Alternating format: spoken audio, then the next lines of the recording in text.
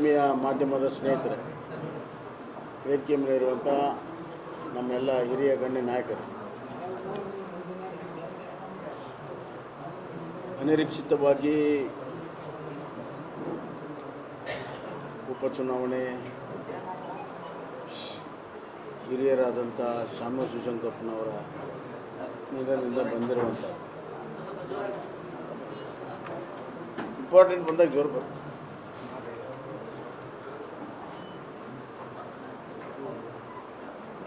ಈ ಉಪಚುನಾವಣೆ ರಾಜ್ಯ ಸರ್ಕಾರ 2.5 ವರ್ಷ ಪೂರ್ತಿ ಮಾಡಿ 3ನೇ ವರ್ಷಕ್ಕೆ ಪದಾರ್ಪಣೆ ಮಾಡುವಂಥ ಸಂದರ್ಭದಲ್ಲಿ ಬಂದಿದೆ. ಕಳೆದ 2.5 ವರ್ಷದಲ್ಲಿ ರಾಜ್ಯದಲ್ಲಿ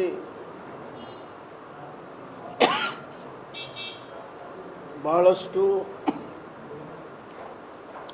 ರಾಜಕೀಯ ಬೆಳವಣಿಗೆಗಳಾಗಿದ್ದಾವೆ. ಕಳೆದ 2 ವರ್ಷದ ಆಡಳಿತವನ್ನು ನಾವು ನೋಡಿದಾಗ ಜನಸಾಮಾನ್ಯರು ಭ್ರಮಣ ನಿರಸನಗೊಂಡಿದ್ದಾರೆ. ಯಾವುದೇ ಕ್ಷೇತ್ರದಲ್ಲಿ ಯಾವುದೇ ವರ್ಗದ ಜನಕ್ಕೆ ಈ ಸರ್ಕಾರ ಅಸ್ತಿತ್ವದಲ್ಲಿದೆ, ಜೀವಂತವಾಗಿದೆ ಅನ್ನುವಂಥ ಒಂದು ಕಾರ್ಯಗಳು ಕೂಡ ಇವತ್ತು ಆಗಿಲ್ಲ. ರೈತರ ವಿರೋಧಿ ಸರ್ಕಾರ ಇದೆ. ಜನಸಾಮಾನ್ಯರ ಸಮಸ್ಯೆಗಳನ್ನು ಆಲಿಸೋರಿಲ್ಲ, ಬಗೆಹರಿಸೋದಂತೂ ದೂರ ಉಳಿತು. ಅಭಿವೃದ್ಧಿ ಅಲ್ಲಿ ಇಲ್ಲಿ ನಾವು ಸಣ್ಣ ಗ್ಲಾಸನ್ನು ಹಿಡಿದು ಹುಡುಕಬೇಕಾಗಿದೆ.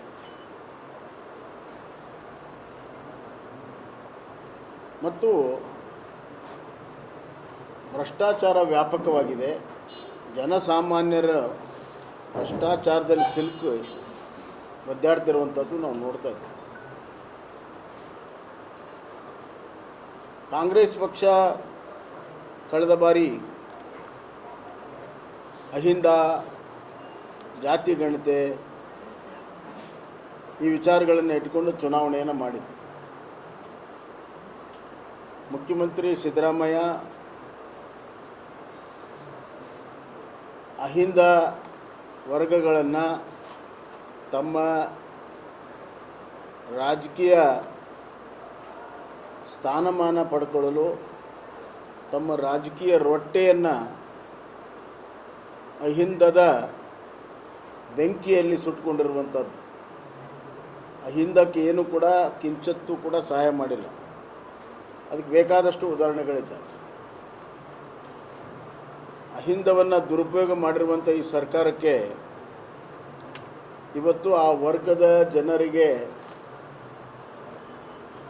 ಮುಖ ತೋರಿಸುವಂಥ ಧೈರ್ಯ ಇವತ್ತು ಉಳಿದಿಲ್ಲ. ಆದರೂ ಕೂಡ ಬಂಡತನದ ಪ್ರದರ್ಶನವನ್ನು ಅವ್ರು ಮಾಡ್ತಾ ಇದ್ದಾರೆ.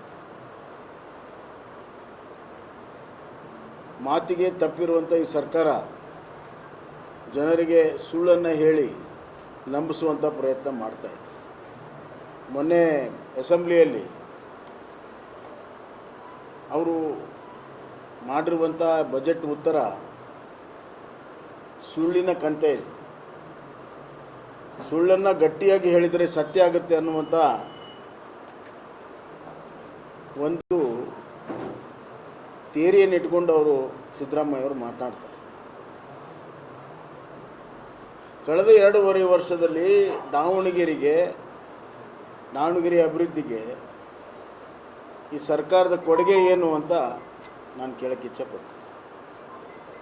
ಸ್ಮಾರ್ಟ್ ಸಿಟಿ ಆಗಿರುವ ಅಭಿವೃದ್ಧಿ ಸುಮಾರು 500 ಕೋಟಿ ರೂಪಾಯಿ 5 ವರ್ಷದಲ್ಲಿ. ಅದು ಕೇಂದ್ರ ಸರ್ಕಾರದ ಯೋಜನೆ. ಒಟ್ಟು 900 ಕೋಟಿ ಇಲ್ಲಿ ಖರ್ಚಾಗಿದೆ. ಕೇಂದ್ರ ಸರ್ಕಾರದ ಯೋಜನೆ ಅದು, ರಾಜ್ಯ ಸರ್ಕಾರದ್ದಲ್ಲ. ಅದನ್ನು ಬಿಟ್ಟರೆ ಇಲ್ಲಿ ಹೇಳ್ಕೊಳ್ಳುವಂಥ ಯಾವುದು ಮಹತ್ವದ ಯೋಜನೆಗಳು ಇವತ್ತು ದಾವಣಗೆರೆಯ ಊರಿಗಾಗಿಲ್ಲ, ದಾವಣಗೆರೆ ಒಂದು ಕರ್ನಾಟಕದ ಮಧ್ಯಭಾಗದಲ್ಲಿರುವಂಥ ಪ್ರಮುಖ ವಾಣಿಜ್ಯ ಕೇಂದ್ರ.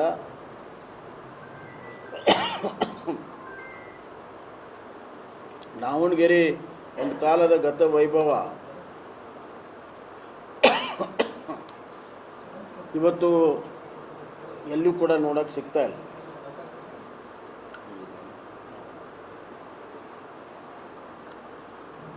ಹೀಗಾಗಿ ಎಲ್ಲ ರಂಗದಲ್ಲೂ ನಗರ ಪ್ರದೇಶದ ಅಭಿವೃದ್ಧಿಯಲ್ಲೂ ಯಾವುದೇ ಅಭಿವೃದ್ಧಿ ಇವತ್ತು ಕಾಣ್ತಾ ಇದೆ. ಆದ್ದರಿಂದ ನಮಗೆ ವಿಶ್ವಾಸ ಇದೆ, ಪ್ರಥಮ ಬಾರಿ ದಾವಣಗೆರೆಯಲ್ಲಿ ಸಾಮಾಜಿಕ ಸಮೀಕರಣ ಆಗ್ತದೆ. ಯಾರಿಗೂ ಊಹಿಗೆ ಮೀರಿ ಯಾರು ವೋಟ್ ಬ್ಯಾಂಕ್ ಅಂತ ತಿಳ್ಕೊಂಡಿದ್ರು ಆ ವೋಟ್ ಬ್ಯಾಂಕು ಆಗಿ ಉಳಿದಿಲ್ಲ. ಸಾಮಾಜಿಕವಾಗಿ ಸಮೀಕರಣ ಆಗ್ತದೆ, ರಾಜಕೀಯವಾಗಿ ಧ್ರುವೀಕರಣ ಆಗ್ತದೆ. ಮತ್ತು ಭಾರತೀಯ ಜನತಾ ಪಕ್ಷ ದಾವಣಗೆರೆಯ ಉಪಚುನಾವಣೆಯಲ್ಲಿ ಗೆಲ್ಲುವ ಮುಖಾಂತರ ಇಡೀ ಕರ್ನಾಟಕಕ್ಕೆ ಬರುವಂಥ ದಿನಗಳ ರಾಜಕೀಯ ದಿಕ್ಕಸೂಚಿಯನ್ನು ಯಾವ ರೀತಿ ಬದಲಾವಣೆ ಆಗ್ತಾಯಿದೆ ಅನ್ನೋದನ್ನು ತೋರಿಸುವಂಥ ಕೆಲಸ ಖಂಡಿತವಾಗಿಯೂ ಆಗ್ತದೆ ಅನ್ನುವಂಥ ವಿಶ್ವಾಸ ನನಗೆ.